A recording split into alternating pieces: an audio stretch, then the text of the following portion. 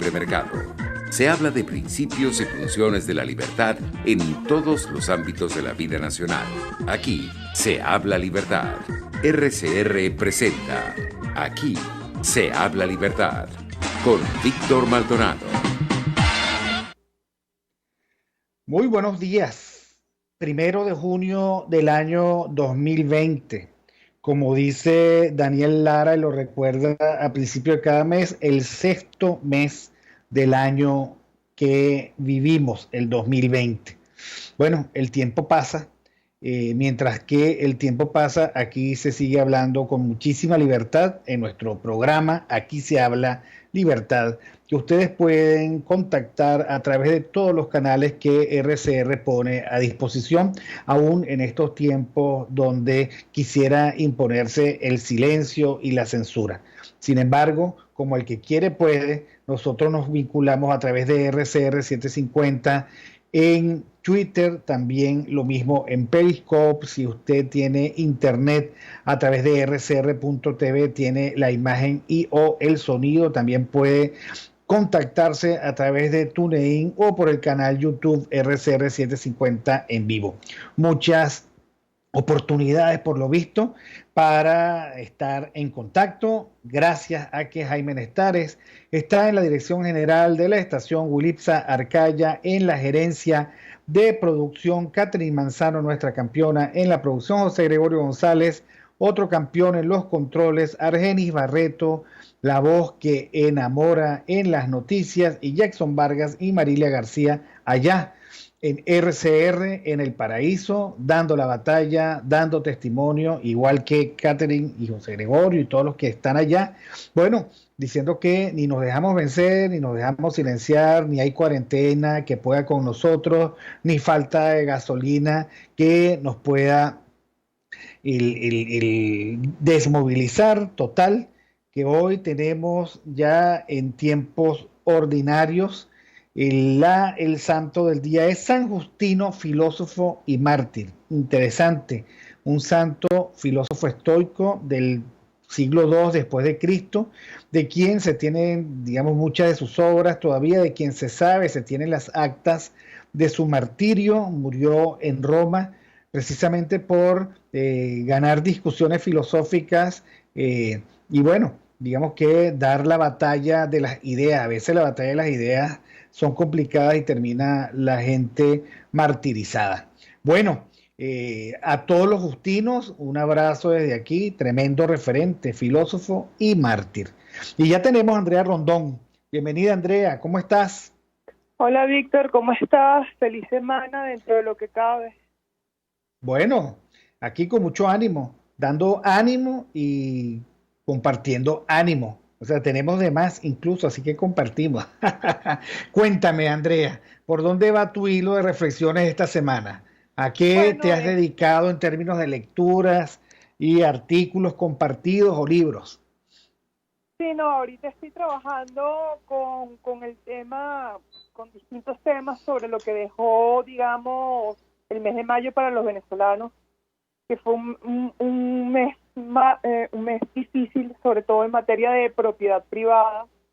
Y la estocada final, por así decirlo, fue este fin de semana con las medidas que se adoptaron con relación a la gasolina. Y me trajo a recuerdo un libro muy bueno de la periodista Mirta Rivero, La rebelión de los náufragos, que da cuenta del segundo gobierno, la segunda presidencia de Carlos Andrés Pérez, y que su salida fue determinada por razones principalmente políticas, ¿no? Y una de las razones, o digamos uno de los factores que desencadenó, por así decirlo, su salida,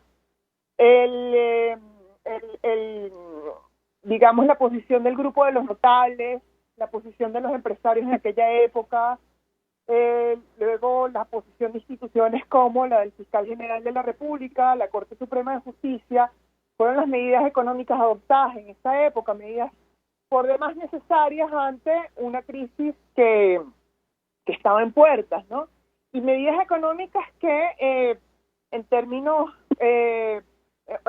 resumidos, por así decirlo, significaban una liberalización del mercado. y allí estaba incluido el tema del precio de la gasolina, tema tabú en la cultura venezolana, tema que no, y tabú que además se reforzó justamente también durante esa segunda presidencia de Carlos Andrés Pérez, en el sentido de que el precio de la gasolina es intocable, el tema de la privatización de la gasolina es un tema, o del petróleo, mejor dicho, no es algo que se pueda discutir o tocar, que son temas tabú y que además forman parte de nuestra cultura, de nuestra idiosincrasia y que no significarán ningún cambio. Sin embargo, este fin de semana vemos cómo ya después de 2 décadas de políticas, de una política sistemática de destrucción de la propiedad, pues se llegó a este punto culminante, ¿no? Y lo traigo a colación porque es lamentable que estas medidas, que siempre se ha hablado desde el Foro Liberal, la necesidad de sincerar el valor o el precio de la gasolina, la necesidad de privatizar PDVSA o industria petrolera, la necesidad de que esté en manos de privados y no del sector oficial, porque esos pesos y contrapesos naturales de un Estado de Derecho no iban a ocurrir nunca si el poder económico iba a estar en cabeza del poder político. Lamentablemente que todo esto ocurriera en cabeza de Nicolás Maduro y de este gobierno ilegítimo. Es terrible, pero digamos, era como que la consecuencia ya necesaria después de todo lo que estábamos viviendo, ¿no?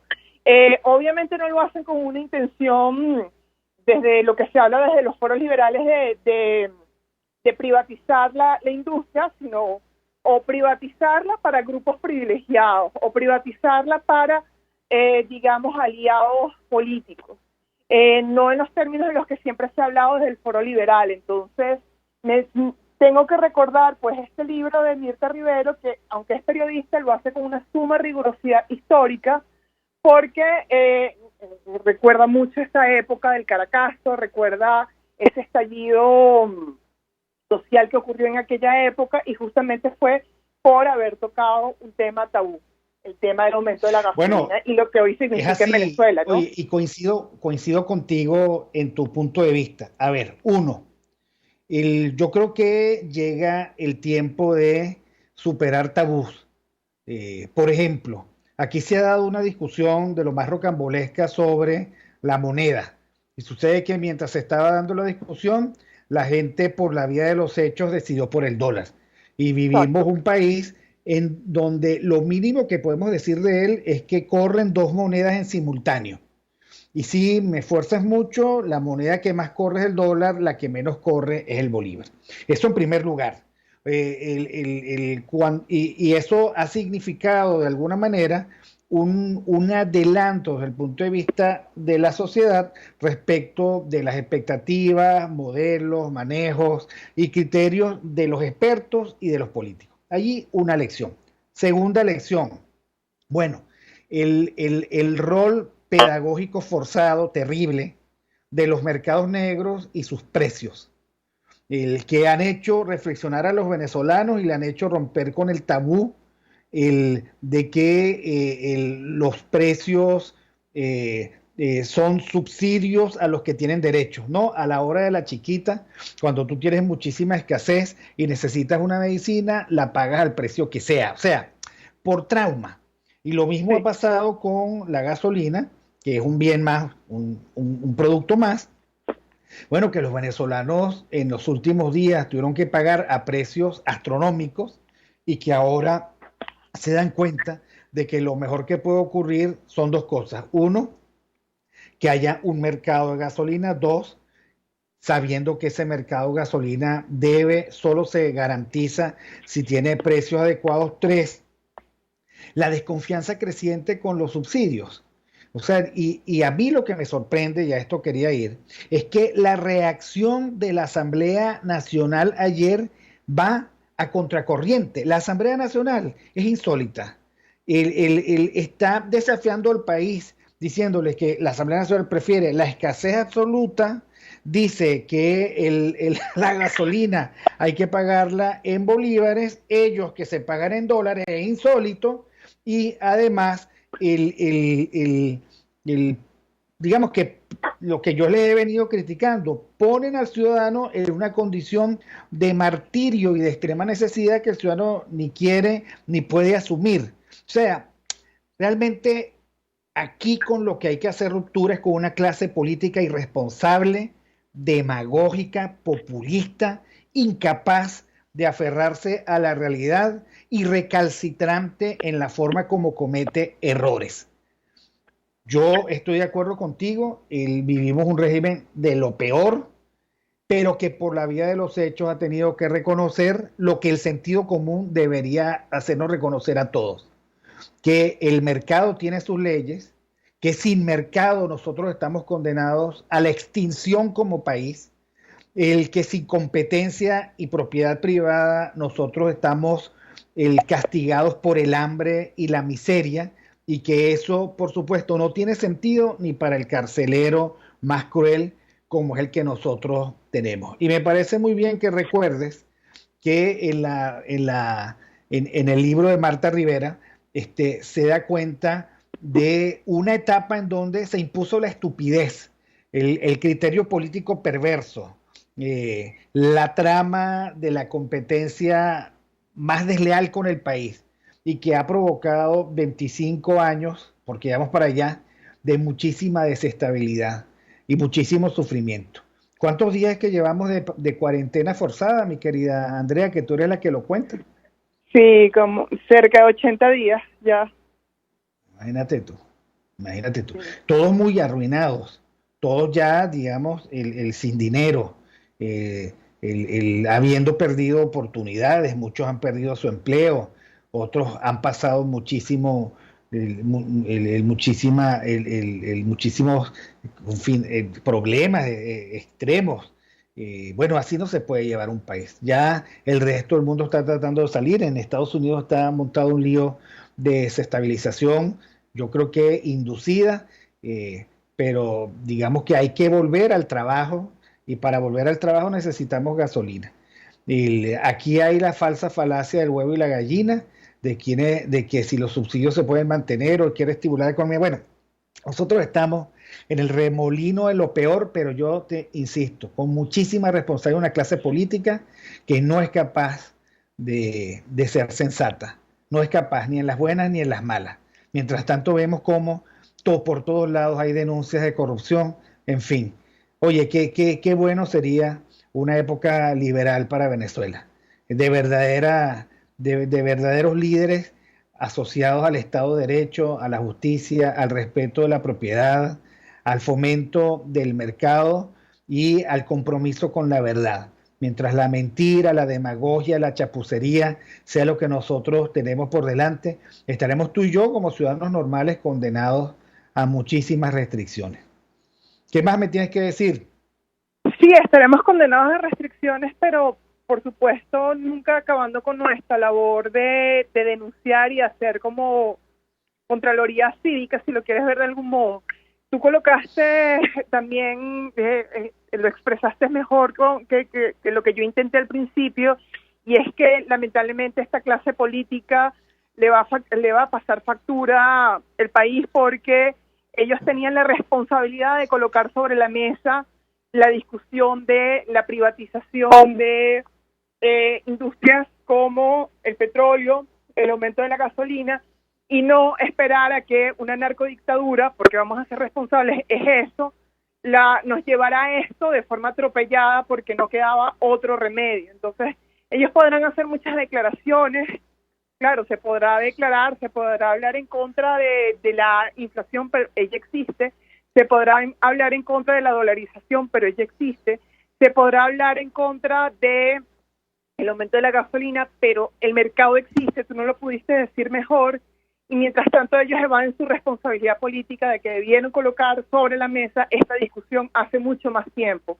y no esperar a que nosotros los venezolanos llegáramos a esta situación en que efectivamente sí, se tiene que sincerar el precio de la gasolina, se tiene que sincerar este mercado, pero no estamos lamentablemente en condiciones para asumirlo. Luego de 2 décadas y ya vamos a 25 años, como tú dices, de destrucción de nuestra calidad de vida, de nuestra propiedad privada, pues estamos en las peores condiciones para asumir este tema que debió asumirse hace mucho tiempo atrás y sin que una clase política ofreciera resistencia a ello, porque inevitablemente íbamos a llegar a este punto, porque el mercado siempre se abre camino en todos los ámbitos. Siempre. Y lo estamos viviendo justamente con esto que vimos el fin de semana, que fue oficial de algo que ya venía de facto desde hace 1 o 2 meses en Caracas, pero en el interior, sobre todo en las ciudades cercanas a la frontera, el precio de la gasolina en estos términos ya tenía 1 o 2 años, ya tenía mucho más tiempo. Es así, es así. Y por eso es que yo no entiendo la necedad juvenil de esta dirigencia política. O sea, la forma como van a contracorriente, la insensatez, el alejamiento de la realidad, la imposibilidad de darle siquiera el beneficio de la duda a la lógica del mercado, sino esa demagogia ramplona que dice, no, hay que seguir subsidiando la gasolina porque se la regalan a Cuba. O sea, esos argumentos, digamos, harto conocidos, pero que son falaces en la correlación que quieren plantear. Nosotros estamos malogrados como ciudadanos porque tenemos una clase política de muy baja calidad, con muy poca calidad en sus argumentos, el de muy bajo talante moral, y porque juegan con la gente igual.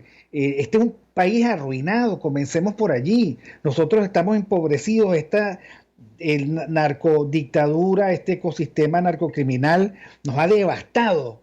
Ahora, desde la devastación, que debe ser similar o peor a la que sufrió Alemania, solo mediante lógicas del mercado podemos levantarnos, erguirnos y seguir adelante, como pasó en Alemania. Pero eso requiere de una dirigencia política de verdad absolutamente diferente. Yo estoy apenado con el país por esa declaración ayer de la Asamblea Nacional. Estoy profundamente avergonzado con el país por tener que convivir con propuestas como esas de $100 para cada familia. ¿De dónde? ¿De dónde? Aquí lo que hay que luchar por superar esta etapa, por convocar a los venezolanos al trabajo productivo, por liberar las amarras que el socialismo tiene contra el sistema de mercado o en contra del sistema de mercado, y por intentar una nueva época en donde la demagogia, el populismo, el rastacuerismo y la corrupción política queden fuera y nosotros podamos de verdad construir un país muchísimo más decente. Pero insisto, con esto que tenemos nosotros como dirigencia política tenemos que romper. La verdad, lo digo porque es increíble la forma, o sea, increíble que esa narrativa pueda todavía tener algún sentido. Es increíble que nosotros seamos el campo de batalla de la insensatez de la política. Y tú lo decías, lo planteó Marta Rivero, lo que ocurrió hace 25 años, 23, 22 años, y lo planteamos nosotros, tú y yo, hoy. Oye, necesitamos una propuesta de mayor calidad, más sensata, reconociendo que el mercado se impone. Al final era mejor decir, ¿sabes qué? Te ganó la batalla el mercado, el sentido común, el sentido de realidad. Es que no puede haber ningún tipo de bien o servicio por el que no se pague el precio, y no es el precio justo, y no esa ridiculez de que es la gasolina más cara del mundo respecto del ingreso promedio del venezolano, porque entonces yo lo ponía ayer en un Twitter, bueno, ¿y cuánto cuesta un diamante en Venezuela según esta justicia social de nuevo cuño? Esto es ridículo. Los precios de los productos no tienen que ver con la justicia social, tienen que ver con costos, contextos, precios, facilidades y dificultades. Y eso los venezolanos, lamentablemente, por la vía del sufrimiento, lo saben desde hace muchísimo tiempo. Sí, totalmente. Ahí, y lamentablemente, esto, mientras la dirigencia política no cambie, pues quedará definitivamente es la sociedad civil. Nosotros, principalmente, hasta que se pueda. Siempre estamos resistiendo, pues. Así es. Bueno, mi querida Andrea, saludos al perro. Espero que sigas bien y espero verte el próximo lunes. Un abrazote. Nosotros vamos al corte. Estuvimos conversando con Andrea Rondón, @arondón75. Aquí se debaten temas de interés nacional e internacional. Aquí Se habla libertad con Víctor Maldonado. Solo por rcr.tv, la radio que se ve. Sintonícenos a través de Periscope, @RCR750, la radio que se ve.